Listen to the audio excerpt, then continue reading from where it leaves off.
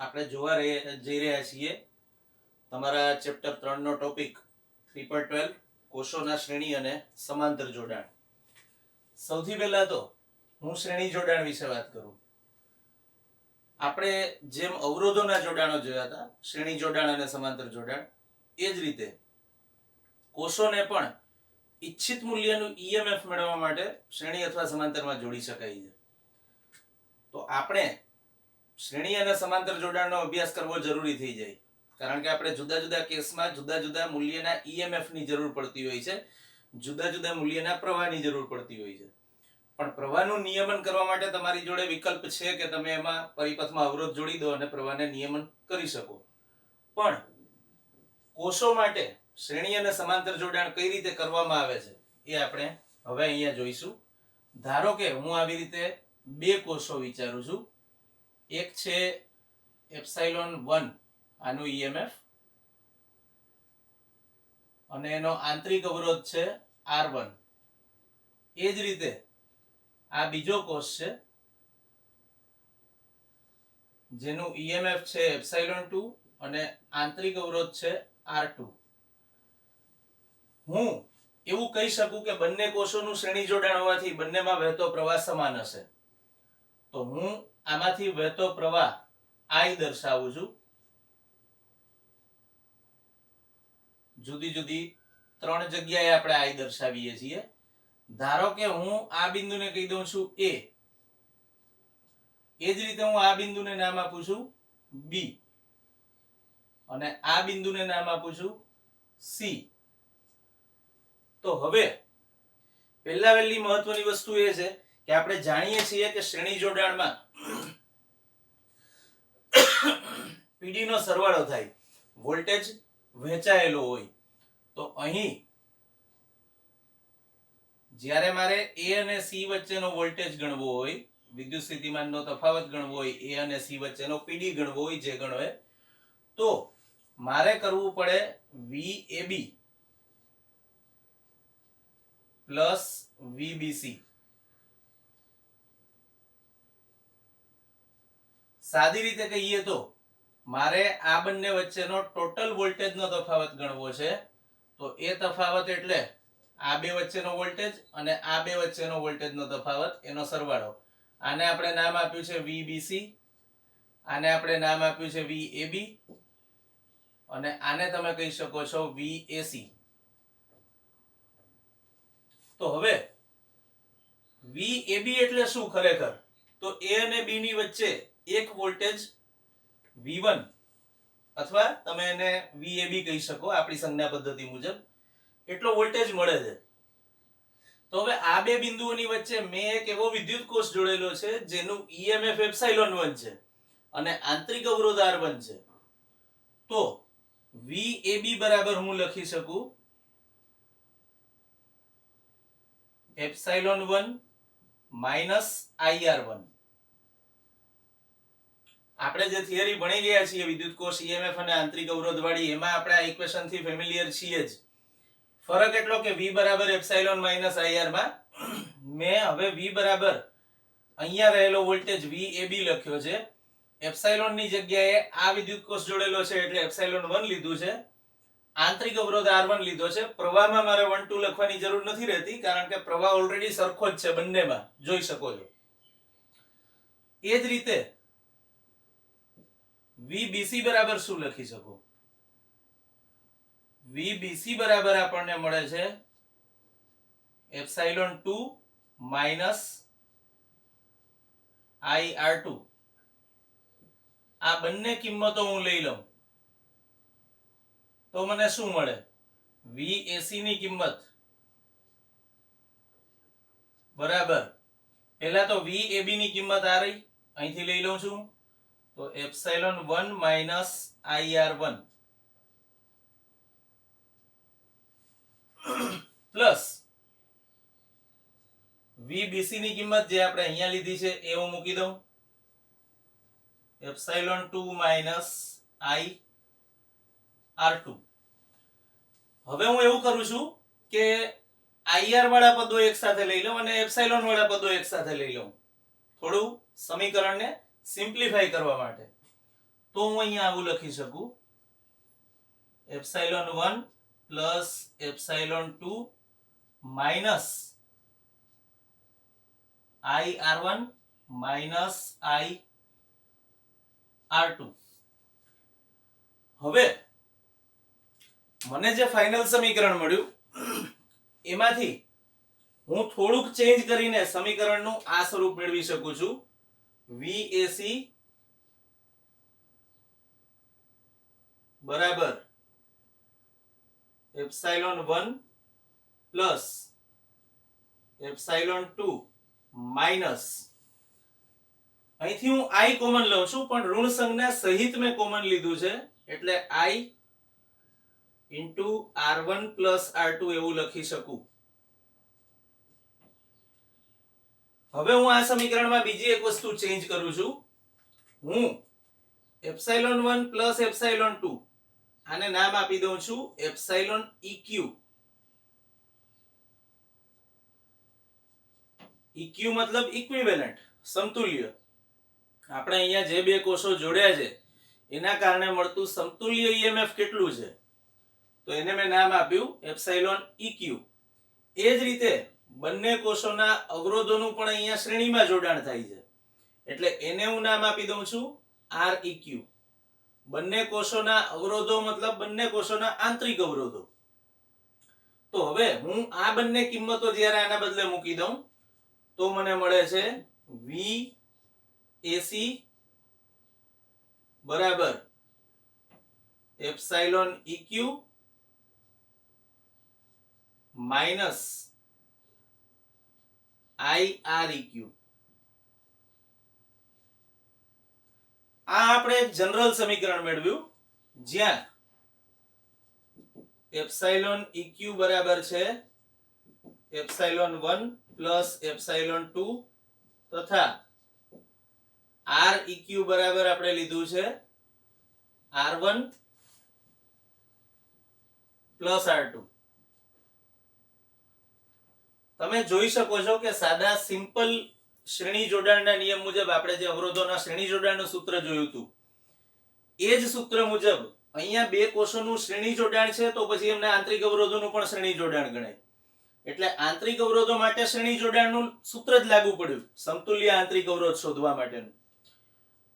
રહી વાત એપ્સાઇલોનની, તો એપ્સાઇલોનની સંજ્ઞા વિશે એક વસ્તુ યાદ રાખવાની છે. જે ધ્રુવમાંથી પ્રવાહ બહાર આવતો હોય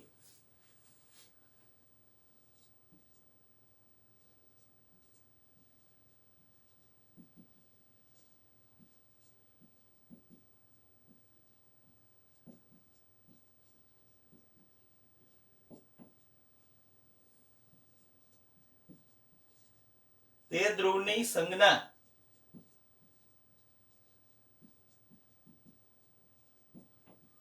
એપ્સાઇલોન ને આપવી આવો એક નિયમ છે. માની લો કે આપણે વિચારેલા પરિપથમાં વાત કરીએ તો અહીંથી પ્રવાહ દાખલ થાય છે ઋણ ધ્રુવમાં પણ બહાર ક્યાંથી આવ્યો ધન ધ્રુવમાંથી. એ જ રીતે પેલા કોષમાં ઋણ ધ્રુવમાં પ્રવાહ દાખલ થાય છે અને બહાર ક્યાંથી આવ્યો ધન ધ્રુવમાંથી. તો આપણે એપ્સાઇલોન 1 અને એપ્સાઇલોન 2 બંનેની સંજ્ઞાઓ ધન લીધી છે કારણ કે બંનેમાંથી ધન ધ્રુવમાંથી પ્રવાહ બહાર આવે છે. પણ ધારો કે એપ્સાઇલોન 2 ના છેડા ઉલટા હોત મતલબ કે આ બાજુ ઋણ હોત અને આ બાજુ ધન હોત તો આપણે એપ્સાઇલોન 2 ની સંજ્ઞા આ સમીકરણમાં ઋણ લેવી પડત. R ને કોઈ લેવા દેવા નથી, R2 એમનો એમ જ રહેત કારણ કે અવરોધોમાં ધન કે ઋણ છેડા એવું કંઈ હોતું નથી. પણ જ્યાં વિદ્યુત કોષને લાગે વળગે છે ત્યાં એપ્સાઇલોન ની સંજ્ઞા ઉલટાઈ ગઈ હોત. તો આ સમીકરણ વાપરીને અને એપ્સાઇલોન EQ અને REQ ના મૂલ્યો મૂકીને તમે સમતુલ્ય EMF શોધી શકો છો બે કોષોના શ્રેણી જોડાણનું, સમતુલ્ય આંતરિક અવરોધ શોધી શકો છો અને પરિપથમાંથી વહેતો વિદ્યુત પ્રવાહ પણ શોધી શકો છો. બીજી એક બાબત અહીંયા ખાસ એ કન્સિડર કરવાની છે કે જ્યારે કોઈ પણ વિદ્યુત કોષના ધન ધ્રુવમાંથી પ્રવાહ બહાર આવતો હોય ત્યારે એ કોષ ડિસ્ચાર્જ થઈ રહ્યો છે એવું કહેવાય. રૈવાજિક રીતે આપણે ધન ધ્રુવમાંથી પ્રવાહ બહાર આવે છે એવું ધારીએ છીએ. તો એ કોષ ડિસ્ચાર્જ થાય છે. ધારો કે હું સરળતા ખાતર એક પરિપથ વિચારું છું, બહુ સિમ્પલ પરિપથ, કારણ કે આપણે ખાલી ચાર્જિંગ ડિસ્ચાર્જિંગ જ સમજવું છે. ધારો કે આ કોઈ વિદ્યુત કોષ છે, તો સામાન્ય સંજોગોમાં પરિપથ આ રીતે હોય, ધન ધ્રુવમાંથી હંમેશા પ્રવાહ બહાર આવે, એટલે અહીંથી પ્રવાહ બહાર આવ્યો, આ આર છે, અને ધારો કે આ એપ્સાઇલોન છે. તો આવા સંજોગોમાં વિદ્યુત કોષ ડિસ્ચાર્જ થઈ રહ્યો છે. સાદી રીતે કહીએ તો કોષની વિદ્યુત ઉર્જાનું કોષમાં રહેલી રાસાયણિક ઉર્જાનું રૂપાંતરણ વિદ્યુત ઉર્જામાં થઈ રહ્યું છે, અને એ વિદ્યુત ઉર્જા કોને મળી રહી છે? અવરોધ આર ને. પણ ધારો કે પરિપથનો અમુક ભાગ હું દર્શાવું, અહીંયા બીજા ઘટકો છે, એની આપણે હાલ પૂરતી ચિંતા નથી કરતા, પણ પ્રવાહની દિશા ઊંધી હોય માની લો, તો આનો અર્થ એવો થશે કે આ કોષ અત્યારે ચાર્જ થઈ રહ્યો છે. ધનમાંથી પ્રવાહ બહાર આવતો હોય મતલબ કે ડિસ્ચાર્જ થાય છે. સાદી ભાષામાં કહીએ તો કોષની રાસાયણિક ઉર્જાનું વિદ્યુત ઉર્જામાં રૂપાંતરણ થાય છે. પણ ધારો કે કોષના ધન ધ્રુવમાં પ્રવાહ દાખલ થઈ રહ્યો છે, તો એનો મતલબ એવો છે કે આ કોષ ચાર્જ થઈ રહ્યો છે, અને ચાર્જિંગ વખતે ઉલટી પ્રક્રિયા બને છે. રાસાયણિક ઉર્જામાં રૂપાંતરણ થાય છે, તમે જે વિદ્યુત ઉર્જા આપો છો એનું. પણ યાદ રાખવાનું કે બધા કોષો ચાર્જેબલ નથી હોતા, તમે એને બધાને ચાર્જ નથી કરી શકતા. અમુક કોષો એવા હોય છે કે જે યુઝ એન્ડ થ્રો હોય છે, જેમ કે આપણે સાદા પેન્સિલ સેલ વગેરે વગેરે જે કંઈ વાપરીએ છીએ, બટન સેલ ને એ બધું, એને તમે ફરીથી ચાર્જ કરી શકતા નથી. હું રિચાર્જેબલ સેલની વાત નથી કરી રહ્યો. સાદા પેન્સિલ સેલ જે આપણે જનરલી ઘડિયાળમાં વાપરીએ છીએ, દિવાલ ઘડિયાળમાં, એ આપણે એક વખત ડિસ્ચાર્જ થાય એટલે નાખી દેવાના રહે છે. પણ સામે અમુક કોષો એવા પણ છે કે જેને તમે અગેન એન્ડ અગેન ચાર્જ કરીને વાપરી શકો છો, જેમ કે આપણા મોબાઈલની બેટરી. તો એવા સંજોગોમાં કોષના ધન ધ્રુવમાં પ્રવાહ દાખલ થતો હોય છે, અને તમે જે વિદ્યુત ઉર્જા એને આપી એનું રૂપાંતરણ કોષની રાસાયણિક ઉર્જામાં થતું હોય છે.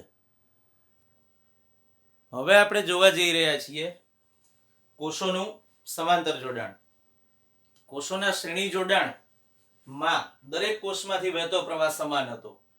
તો અહીંયા પણ આપણે જસ્ટ લાઈક જે અવરોધો જોયા હતા એ જ પ્રકારે સમાંતર જોડાણ કરેલું છે બે કોષોનું. ધારો કે આપણે આવી રીતે બે કોષો જોડેલા છે. આ પહેલો કોષ છે જેનું EMF છે એપ્સાઇલોન 1 અને આંતરિક અવરોધ છે R1.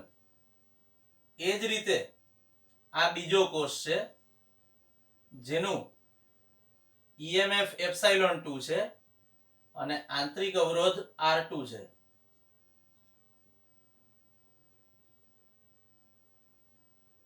આપણે એવું વિચારવાનું છે કે આ બંને કોષો સમાંતરમાં જોડાયેલા છે. તો સમાંતરમાં જોડાયેલા કોષો કોને કહેવાય? આ ટાઈપનું કંઈક જોડાણ હોય.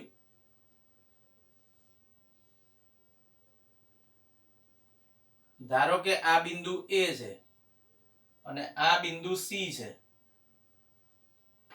ફરીથી એકવાર આપણી સિસ્ટમ મુજબ કોષોમાંથી વહેતા પ્રવાહો સમાંતર જોડાણમાં અલગ અલગ હશે, દેખીતી વાત છે.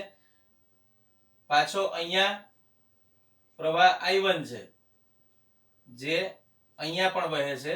અહીંથી આવતો પ્રવાહ I2 છે જે આ કોષમાં થઈને આ કોષમાંથી પાછો અહીંથી બહાર આવે છે. આ બિંદુ પાસે બંને પ્રવાહો I1 અને I2 ભેગા થઈ જાય છે, અને આ બિંદુને હું નામ આપું છું B1. જ્યાંથી ભાગ પડતા હતા એ બિંદુ આ છે, અને એને ધારો કે હું નામ આપું છું B2. તો હવે બિંદુઓ A અને B1 સમતુલ્ય બિંદુઓ ગણાય, કારણ કે A અને B1 ની વચ્ચે કોઈ જ વિદ્યુતીય ઘટકનું જોડાણ નથી.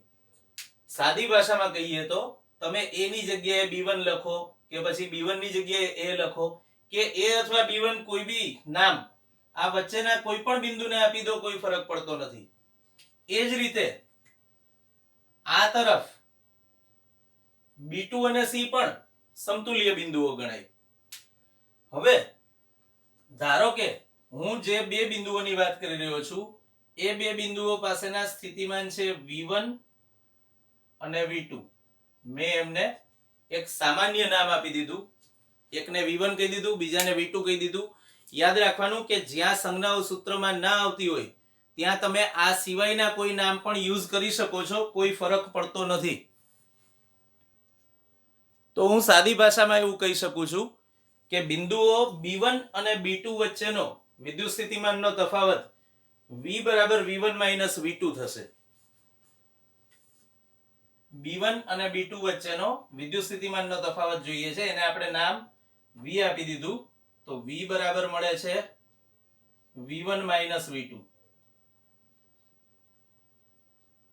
ઉપરાંત જો હું પ્રવાહ માટેનો સંબંધ લખું આ જ રીતે તો મને મળે છે, ધારો કે આ i1 અને i2 જે બે ભાગ પડ્યા એ પ્રવાહ છે i, તો અહીંયા પાછા ભેગા થઈને i જેટલા પ્રવાહની રચના કરતા હશે.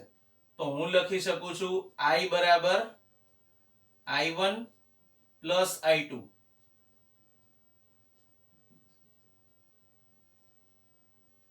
હવે આપણે એવું જાણીએ છીએ કે જ્યારે કોષો પરસ્પર સમાંતરમાં જોડાયેલા હોય ત્યારે તેમના બે છેડા વચ્ચેનો વિદ્યુત સ્થિતિમાનનો તફાવત સમાન હોય. મતલબ કે પહેલા કોષના બે ધ્રુવો વચ્ચેનો વિદ્યુત સ્થિતિમાનનો તફાવત પણ અહીંયા બે ધ્રુવો વચ્ચે જેટલો વિદ્યુત સ્થિતિમાનનો તફાવત હતો એટલો જ હશે. ફરીથી એકવાર, આના બે છેડા વચ્ચેનો, બે ધ્રુવો વચ્ચેનો વિદ્યુત સ્થિતિમાનનો તફાવત v1 માઇનસ v2 છે એવું હું કહી શકું છું. તો મને v ની બે કિંમતો મળે. હું ધારો કે કોષ 1 માટે સમીકરણ લખું તો એપ્સાઇલોન 1 વાળા વિદ્યુત કોષ માટે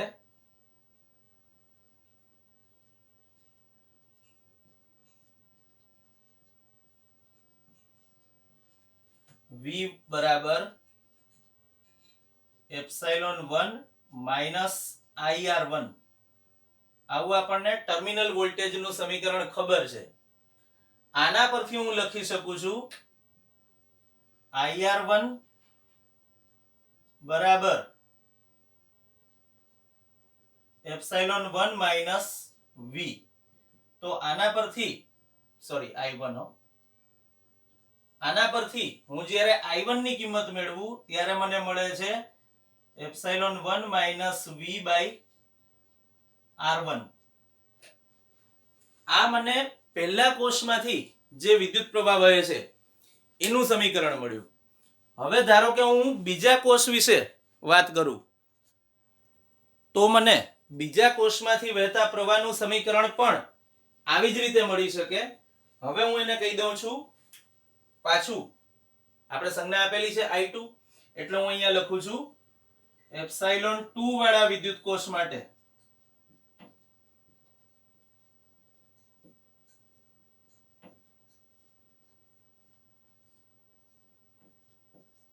મને સમીકરણ મળશે v બરાબર એપ્સાઇલોન 2 માઇનસ i2r2. પાછું આના પરથી મને અહીંયા જેમ i1 r1 ની કિંમત મળતી હતી એવી રીતે અહીંયા મળશે i2r2 અને એની કિંમત થશે એપ્સાઇલોન 2 માઇનસ v. તો આના પરથી મને i2 ની કિંમત મળી epsilon 2 minus v upon r2. હવે જે i1 અને i2 ની આપણે કિંમતો શોધી છે એને હું નંબર આપી દઉં છું 3 અને 4.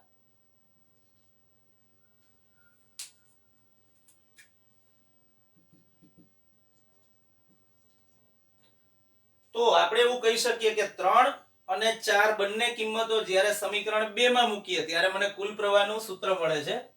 તો 3 અને 4 ને સમીકરણ 2 માં મૂકતા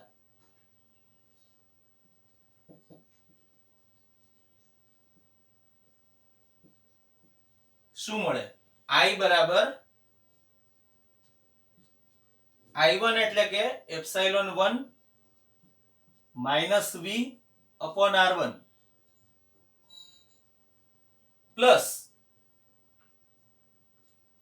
I2 એટલે કે epsilon 2 minus V by R2.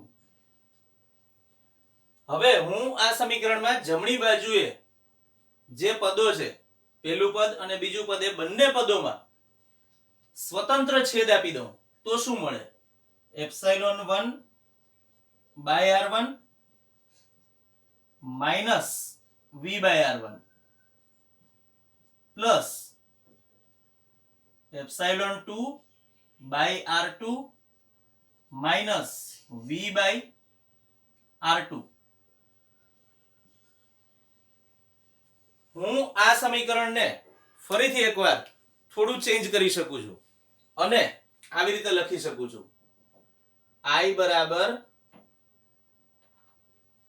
Epsilon 1 by R1 વાળું પદ મેં પહેલા લઈ લીધું એમનું એમ, પણ એના પછી મેં એપ્સાઇલોન 2 બાય R2 લઈ લીધું એની સાથે જ.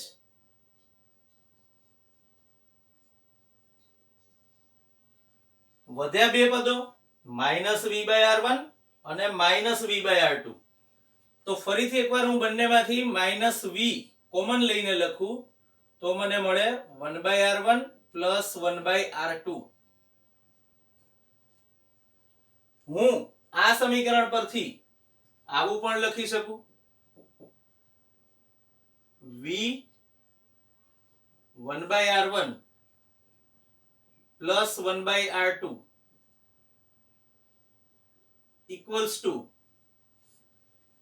આને હું સામે લઈ જાઉં એટલે I વાળું પદ આ બાજુ આવી ગયું જે ઋણ થઈ જાય, એટલે આ બે પદો એમના એમ રહેશે. Epsilon 1 by R1 plus epsilon 2 by R2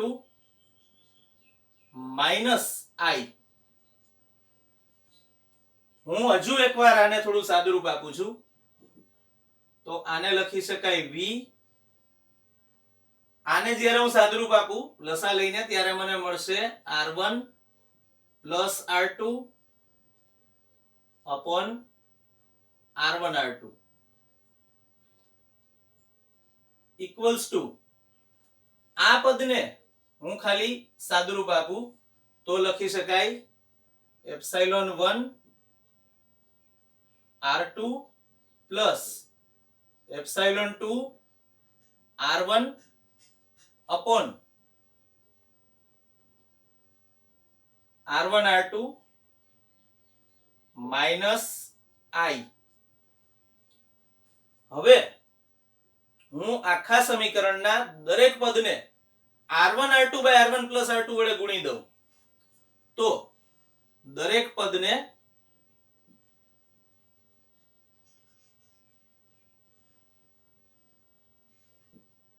R1 R2 upon R1 plus R2 વડે ગુણતા દેખીતી વાત છે V ને જ્યારે હું R1 R2 by R1 plus R2 વડે ગુણાઈશ ત્યારે આ બે પદો તો ઉડી જ જવાના. R1 R2 સાથે R1 R2 ઉડી જશે, R1 પ્લસ R2 સાથે R1 પ્લસ R2 ઉડી જશે, એટલે મને ફાઇનલી મળશે V બરાબર સામેની બાજુએ epsilon 1 R2 plus epsilon 2 R1 upon R1 R2. આને મારે ગુણાવવાનું છે આ પદ વડે. મેં જમણી બાજુ પરનું પહેલું પદ લખ્યું એને હું આના વડે ગુણાવી દઉં તો મને મળશે R1 R2 upon R1 plus R2 minus I ને પણ મારે ગુણાવવું પડશે R1 R2 by R1 plus R2 વડે, એટલે હું આવું લખી શકું R1 R2 upon R1 plus R2.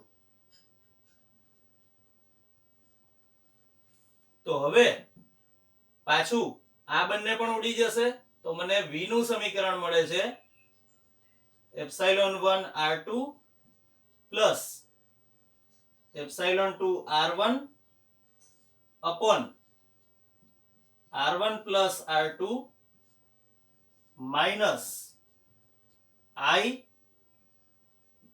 R1 R2 upon R1 plus R2. ફરીથી એકવાર આપણે જેમ આગળ કર્યું હતું એ જ રીતે હું આ પદને એપ્સાઇલોન EQ કહી દઉં. મતલબ કે બે વિદ્યુત કોષોના સમાંતર જોડાણનું સમતુલ્ય EMF માઈનસ આ પદને જો હું REQ કહી દઉં, I જોડે ગુણાકારમાં છે એને, તો હું લખી શકું I REQ. આ પદને મેં REQ નામ આપ્યું છે. તો પાછું આપણને આગલી થિયરીમાં કોષોના શ્રેણી જોડાણ માટે જે સમીકરણ મળ્યું હતું એ જ સમીકરણ કોષોના સમાંતર જોડાણ માટે મળ્યું, એ જ પ્રકારનું સમીકરણ, પણ ડિફરન્સ છે. પહેલામાં એપ્સાઇલોન EQ બરાબર એપ્સાઇલોન 1 પ્લસ એપ્સાઇલોન 2 હતું, જે અહીંયા છે epsilon 1 R2 plus epsilon 2 R1 upon R1 plus R2. અને પહેલામાં શ્રેણી જોડાણ વખતે REQ બરાબર હતું R1 પ્લસ R2, એના બદલે અહીંયા REQ મળે છે R1 R2 upon R1 plus R2. અહીંયા પણ અવરોધો જે છે કોષોના આંતરિક અવરોધો એ તો સમાંતર જોડાણમાં જ ગણાય છે, એટલે અહીંયા આપણે સમાંતર જોડાણના જ સમતુલ્ય અવરોધનું સૂત્ર ફાઇનલી સમતુલ્ય આંતરિક અવરોધ તરીકે મેળવીએ છીએ. લાસ્ટ મુદ્દો, હજુ આપણે થોડી મેથેમેટિકલ પ્રોસેસ કરીશું આની, પણ એ પહેલા એક અગત્યનો મુદ્દો છે કે તમે જે આ સમીકરણ લખ્યું એનો ભૌતિક અર્થ શું. પાછું તો આ તમને ટર્મિનલ વોલ્ટેજ મળ્યો. જોઈ શકો છો કે શરૂઆતમાં જે વિદ્યુત સ્થિતિમાનનો તફાવત હતો V, કયા બે બિંદુઓ વચ્ચે? B1 અને B2 વચ્ચે, જે મેં આ લખ્યું હતું એ. એટલો જ વિદ્યુત સ્થિતિમાનનો તફાવત હજુય જળવાઈ રહે છે. પણ હવે ચેન્જ એ આવ્યો કે મેં બે કોષોના બદલે એક જ કોષ જોડી દીધો, જેનું સમતુલ્ય EMF આ સમીકરણ પરથી મળ્યું. અને સમતુલ્ય આંતરિક અવરોધ આ સમીકરણ પરથી મળ્યો એટલો છે. તો પરિપથમાં વહેતો પ્રવાહ ફરીથી એકવાર શરૂઆતમાં જેટલો હતો એટલો ને એટલો રહેશે, પ્રવાહમાં કોઈ જ ચેન્જ થશે નહીં. તો તમે સાદી ભાષામાં એવું કહી શકો કે ધારો કે બિંદુઓ B1 અને B2 અથવા A અને C જે ગણો એ બંનેની વચ્ચેથી હું બંને કોષોનું સમાંતર જોડાણ હટાવી લઉં અને એક જ કોષ એવો જોડી દઉં કે જેનું EMF એપ્સાઇલોન EQ છે અને આંતરિક અવરોધ REQ છે.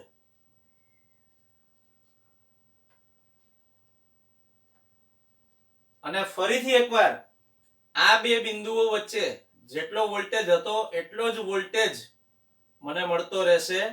શરૂઆતમાં V હતો, અહીંયા પણ V જ છે, અને અહીંથી વહેતો પ્રવાહ જે I હતો, જોઈ શકો છો કે અહીંયા I હતો એ હજુ પણ I જેટલો જ રહેશે. તો તમે એવું કહી શકો કે આ વિદ્યુત કોષોના સમાંતર જોડાણનો સમતુલ્ય કોષ છે, જે મેં ઉપલી આકૃતિમાં નવો દોરીને દેખાડ્યો એ. રહી વાત કોષોના EMF ની, તો કોષોના EMF ને જે સંજ્ઞા આપવાની છે એના માટે આપણે શરૂઆતમાં જે સિસ્ટમ ફોલો કરી હતી શ્રેણી જોડાણ વખતે, કે જે ધ્રુવમાંથી પ્રવાહ બહાર આવતો હોય એ ધ્રુવની સંજ્ઞા આપવી. અગેન ધારો કે જો કોષ એપ્સાઇલોન 2 ના ધ્રુવો ઉલટા હોત તો મારે અહીંયા માઇનસ એપ્સાઇલોન 2 લેવું પડત, અને માઇનસ એપ્સાઇલોન 2 લેવાથી જ્યાં ક્યાંય એપ્સાઇલોન 2 વાળું પદ આવે છે એની સંજ્ઞા ઉલટાઈ ગઈ હોત. હવે આપણે એપ્સાઇલોન EQ અને REQ મતલબ કોષોનો સમતુલ્ય આંતરિક અવરોધ એના જે સમીકરણો હમણાં જોયા એ હું અહીંયા ફરીથી લખી રહ્યો છું. એપ્સાઇલોન EQ બરાબર epsilon 1 R2 plus epsilon 2 R1 upon R1 plus R2. અને એ જ રીતે મેં REQ નું સમીકરણ લખ્યું હતું R1 R2 upon R1 plus R2. હવે જ્યારે હું આ બંનેનો ભાગાકાર લઈ લઉં ત્યારે મને મળે છે એપ્સાઇલોન EQ અપોન REQ બરાબર, હું બંનેની કિંમતો મૂકી દઉં તો epsilon 1 R2 plus epsilon 2 R1 upon r1 plus r2 આ આખી કિંમત એપ્સાઇલોન eq ની છે. છેદમાં આપણે મૂકીશું r eq ની કિંમત એટલે કે r1 r2 upon r1 plus r2. ફરીથી એકવાર બંનેમાંથી r1 પ્લસ r2 ઉડી જશે અને મને ફાઇનલી મળશે epsilon 1 r2 plus epsilon 2 r1 upon r1 r2. હું જ્યારે આ બંને પદોને સ્વતંત્ર છેદ આપી દઉં ત્યારે મને મળે છે આવું કંઈક epsilon 1 r2 upon r1 r2 plus epsilon 2 r1 upon r1 r2. અહીંથી પણ r2 r2 ઉડી જશે અને અહીંથી પણ r1 r1 ઉડી જશે. તો મને epsilon eq by r eq નું સમીકરણ મળે છે epsilon 1 by r1 plus epsilon 2 by r2. પાછું આ એક વિશિષ્ટ સ્વરૂપ છે. સાદી ભાષામાં કહીએ તો epsilon eq by r eq એ અહીંયા જોડેલા સમતુલ્ય વિદ્યુત કોષનું EMF છે. મેં તમને હમણાં આવું કંઈક ડ્રો કરીને દેખાડ્યું. સમતુલ્ય વિદ્યુત કોષ EMF એપ્સાઇલોન eq અને આંતરિક અવરોધ r eq ધરાવે છે.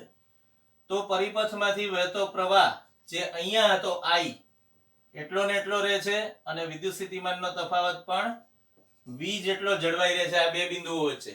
તો આને આપણે સમતુલ્ય કોષ નામ આપ્યું હતું.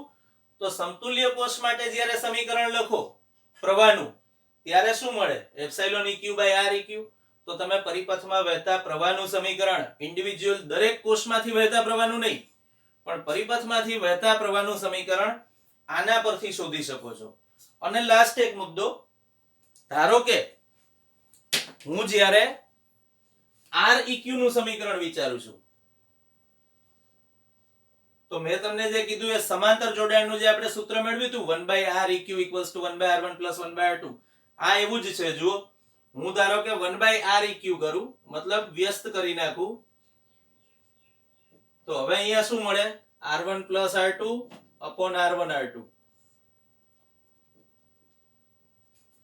ફરીથી એકવાર હું આ દરેક પદને સ્વતંત્ર છેદ આપી દઉં છું તો r1 / r1 r2 plus r2 / r1 r2 આવું મળે છે. અહીંથી r1 r1 કેન્સલ થઈ જાય, અહીંથી r2 r2 કેન્સલ થઈ જાય.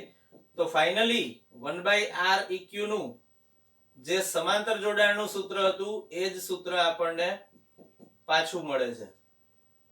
તો આપણે અહીંયા કોષોના શ્રેણી અને સમાંતર જોડાણની બધી જ ચર્ચા પૂરી કરી.